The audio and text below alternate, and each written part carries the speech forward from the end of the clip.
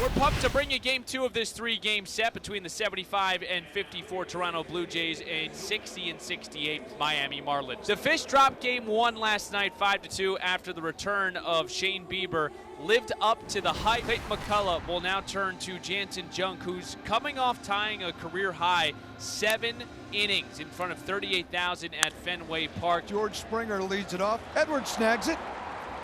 Makes the play. Bo Bichette is up, having a terrific season. 1-0 pitch. Bichette with the chopper over to second. Quick work. X has got it. He flips to first. Hicks holds the bag. And that is a 1-2-3 inning for Jansen Junk. It's been a tough months of July and August for Barrios, and John Schneider commented on that today about, yes, the velocity's been down at times this year, trended back up a little bit more recently, but I look back to how he does against right-handed batters.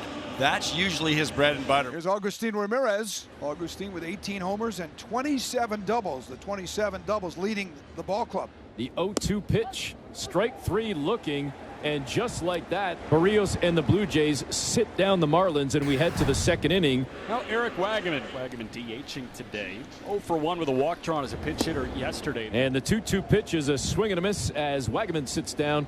The second strikeout of the day for Barrios, 2 away. Really good pitch there by Barrios. That changeup is the pitch that he goes back to after back-to-back slurve. Right at the last minute, turns back in towards the barrel. A ground ball to first, and Troy Johnston is retired. And Jose Barrios has retired the first 6 he's faced today. No score, top 3. Nathan Lucas is the batter. In the 7th spot again, hitting an even .250 on the season as he hits a fly ball well deep right field. Myers back, turns, and it's off the wall. Lucas is on his way to second and in there with a leadoff double. Well, that has to feel good for Nathan Lucas. Scuffled a little bit recently at the plate, and he gets a changeup down in the zone, and he really stays on it. Now Junk is seeing Ernie Clement, the right-handed hitting third baseman. He swings the bat and he hits it to right field. Lucas going back to tag. Myers has a very good arm out in right field, but Lucas is into third. Well, that'll work. Andres Jimenez is up, the second baseman. There's some contact, but not the kind that Jimenez wants. He gets hit by the pitch. That slider was biting down and in all right, and there was nowhere to go. So it's first and third, 1 out for George Springer. 0-2. And it's into right field, a base hit. Lucas will score. Jimenez to third. It's an RBI single for Springer and a 1-0 lead for the Blue Jays. And it also explains why Nathan Lucas was not going on the contact play earlier. When you've got that lineup turning over and George Springer stays on this pitch. Remember that first at bat? He grounded out to second base on a fastball away. And I was saying he saw a lot of pitches. Let's see how it sets up for round 2. And he stayed right on that slider away. Springer with a on-base streak now, 18 games. So it's first and third again. Here's Barger. 0-2 pitch, right to shortstop. There's one. There's that double play, much needed. That is exactly what the doctor ordered. Taylor made a 6-3 DP, and the inning is over. Javier Sanoja to lead things off for Miami, the right-handed hitting third baseman. Swing and a miss. And Barrios gets Javier Sanoja. Good location out there by Jose. Started the at-bat off with a breaking ball. I'm keeping an eye on how many of those he's throwing. Hasn't been too many. It swings like this on the fastball. Very indecisive swing. Now the right fielder, Dane Myers. Myers did not start in last night's game. Chopped to third. Tough play off the glove of Clement. And he will not be able to recover. That should be an infield base hit for Dane Myers. Who needs to collect some hits. It's been a rough second half for Dane. So he's happy that this ball was in and out of the glove of Ernie Clement at third. 2 outs and the X-Man is up. The 1-2. And he got him. 94 from Barrios. That's a good sign. His 4th strikeout of the ball game already. A swing and a miss on high heat against Xavier Edwards. The 4th strikeout for Barrios ends the inning.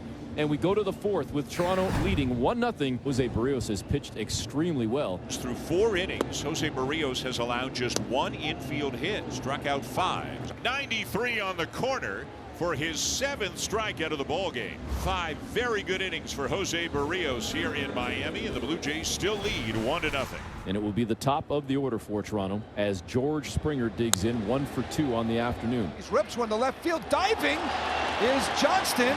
And he makes, did he grab it or not? I thought he had it, but yeah, second base umpire who probably had the best angle of anybody, so that's Mike Belinsky out there. Springer was waiting on first base, and you could see Johnston with the glove gets down. the glove right in the right spot. and makes an outstanding play. Now there is something you don't see often, a walk from Jansen Junk, his first of the game and only his 10th of the year in 86 2/3 innings. Here's Bichette, 1 for 2, had a base hit his last time up. Grounds it up the middle. That's another base hit. Barger, an aggressive turn, but then puts the brakes on him back to the bag. First and second with 1 out. 2 hits today. It's his 46th multi-hit game of the season. That leads the major leagues. Now Kirk 0 for 2 on a couple of fly balls to center. And that's a fair ball down the right field line. Barger's going to come in to score. Bichette's going to be held. It's an RBI double for Kirk. And it's 2-0. And Joe Junk is going to stay to face Varsho. Varsho swing and a miss. Big strikeout on the four-seam fastball for Jansen Junk. Huge strikeout there. Yeah, you talk about a well-needed strikeout. Not only a good pitch, but just tremendous location. Junk, he was shaking his hand. You know, watch after he throws the pitch, the right hand, kind of shaking it. So not sure what that could be, but it's enough that he's coming out of the game. Clayton McCullough's got to his bullpen for lefty Cade Gibson. So France will be issued the intentional walk because they'd rather have a lefty-lefty matchup. But John Schneider is countering with Miles Straw. 3-2 again. And he takes it inside for ball 4, and that'll bring in a run. A good plate appearance there by Straw. It is 3-0. Tyler Phillips on the hill here in the top of the 7th as the Marlins trail 3-0. Now it's Springer looking to do some damage. This ball is hit to deep center by Springer, and it's gone. Boy, it looked for a moment like Marcy thought he might have a play on that, but that one got out of here in a heartbeat. It's number 22 for Springer, and it's 4-0. In the bottom of the 7th with Toronto up 4. Liam Hicks. And there is a base hit for Liam Hicks up the middle. Marlins get their second hit of the ball game and the first one to leave the infield. Eric Wagaman, Miami DH today. He's 0 for 2. Here's the 3-2 pitch, and it's ripped for a base hit by Wagaman. Hicks is going to try to go to third. Wagaman's going to take advantage and go to second. Good base running there by Liam Hicks. Was able to hammer that ball, and then a good job by Liam Hicks. Good turn, and then heads up on Wags' part to see that throw miss the cutoff man. Never hesitate and make it to second base. You'll see Troy Johnston. You could absolutely see this being the last hitter that Barrios faces. And there's a shot to center field, and that's going to drop for a base hit. Wagaman took a look. He's going to hold up. So it's a single and RBI for Troy Johnston. And the Marlins are on the board. It's 4-1. The Blue Jays right-handed reliever, Lewis Farland on the mound, is his 60th. Javier Sanoa is 0 for 2. Here's the 2-1 pitch. Ripped down the line. Is it fair? Yes, it is. It's into the corner. Wagaman scores. Here's Johnson rounding third. He's getting the green light. He held up for a moment. Throw to the plate, and he is out at the plate. Sanoa goes in with a double. The Marlins do get one. Otto been bothered by a stomach illness. Did not start yesterday or today. Sitting over 300 runners in scoring position. Base hit to center field. Sanoa rounding third. No throw. He'll score. It is now a 4-3 ball game. Or shoot balls right back up the middle. So the decision pays off. Otto Lopez comes through, and it's a one-run game.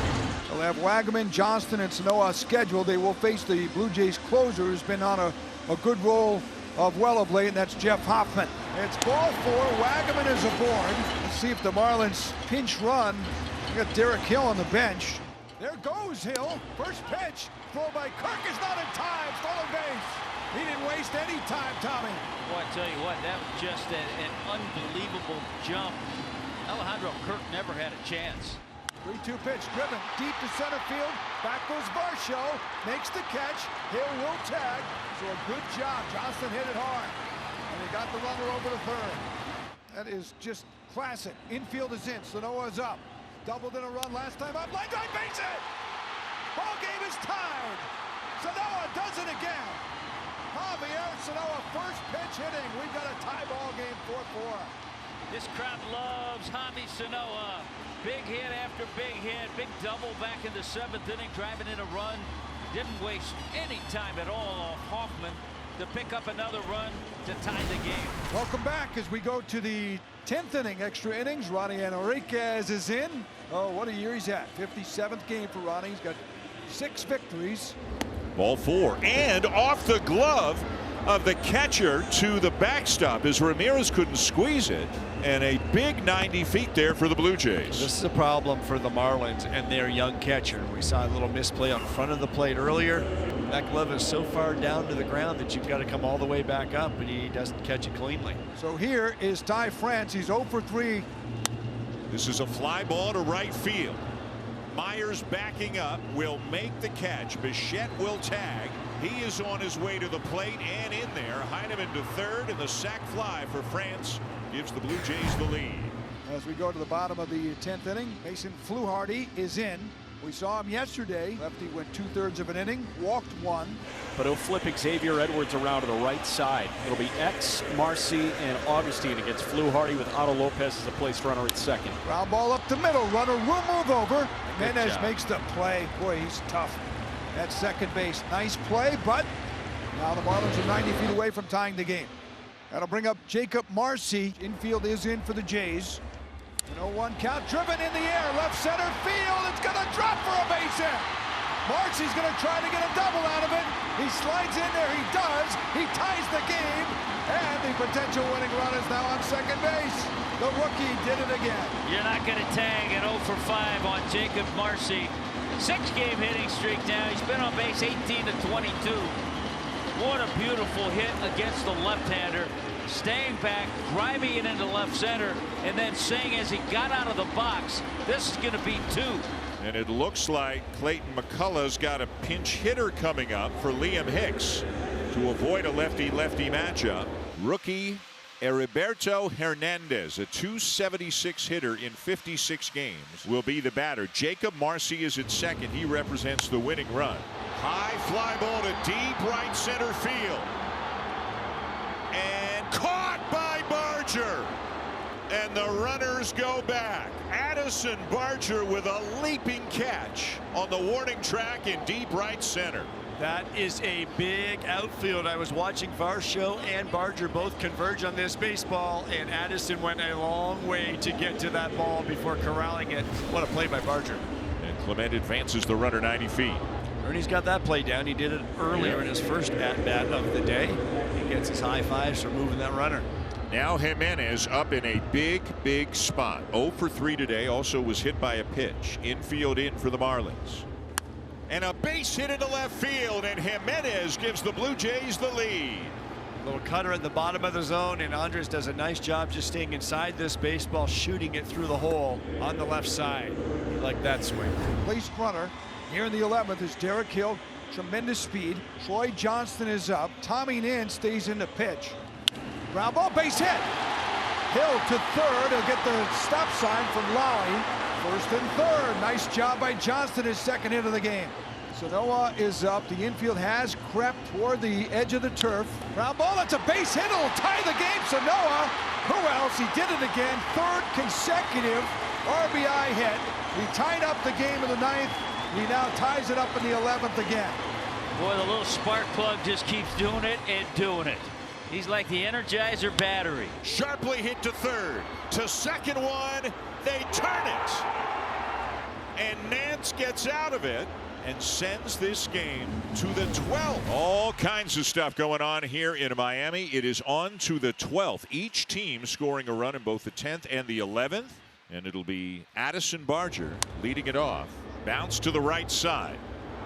Barger retired. Springer to third. 1 out. And a pretty good guy at the plate right now for the Blue Jays, trying to give him the lead again. Bo Bichette, who's 3 for 5. Bichette lines the ball to left center field. A base hit. And Springer will jog home. 4th hit of the game for Bichette. And once again, the Blue Jays have the lead. His 17th career 4-hit game. And it's 7-6 Blue Jays. 7th pitcher is in the game for the Toronto Blue Jays, and it is the lefty we saw yesterday, Brendan Little. Yeah, Little came in the game last night, saw 2 hitters, struck 2 hitters out, got Marcy, got Ramirez. Otto Lopez, the runner at second, and the top of the order coming up for the Marlins. Sharply hit to short. Bichette to second, the tag. They got him. Bichette to Jimenez, and they get Lopez diving back into the bag. What a heads-up play by Bo Bichette to throw it to Jimenez and get the out as they tag Lopez diving back into the bag. What a play. Ground ball to short. Bichette to Jimenez, and the Blue Jays win it. In one of the crazier games of the season, it wound up taking 12 innings and takes a real toll on the bullpen. But what a game for Bo Bichette on both sides of the ball, and somehow, Joe, they hang on and find a way to win this ball game.